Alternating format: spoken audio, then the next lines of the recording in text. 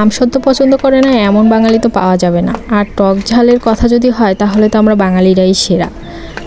আর এই আমসত্ত্বটা বানাতেও কিন্তু খুব মজা লাগে, আমার কাছে তো ভীষণ ভালো লাগে। আপনাদের কাছে কেমন লাগে বলবেন।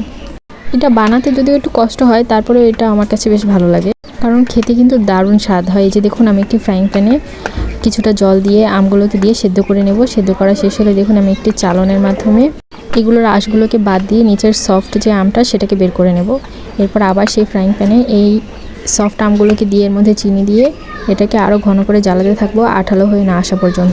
আমি কিছু মশলা আগে থেকে রেডি করে রেখেছিলাম, পাঁচফোড়ন, শুকনো ঝাল আর বিট লবণ, সেগুলোকে এর মধ্যে দিয়ে দেবো।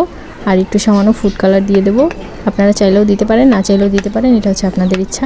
কালারটা দেখেছেন, দারুণ হয়েছে, একদম কাঁচা কাঁচা আমের কালার। এবার একটি স্টিলের থালে কিছুটা পরিমাণ তেল দিয়ে আমি থালটাকে পুরো তেলে মাখো মাখো করে নেব। এরপর থালের মধ্যে আমের পেস্টটাকে ঢেলে দিয়ে সুন্দর মতো ছড়িয়ে দেবো। এরপর রোদে শুকানোর পালা। একদিনের কড়া রোদ্দুরে দিলেই আমসত্ত্বটা একদম রেডি হয়ে যাবে। দেখেই জিভে জল চলে আসছে, দেখতে কি হয়েছে। আমসত্ত্বটাকে আমি একটি প্লাস্টিকের টিফিনকারি বাটিতে রাখবো আর এটিকে আমি ফ্রিজে রেখে সংরক্ষণ করব। অলরেডি একটা স্টিলের থালের আমসত্ত্ব কিন্তু শেষ, ভাবছি আবার বানাবো।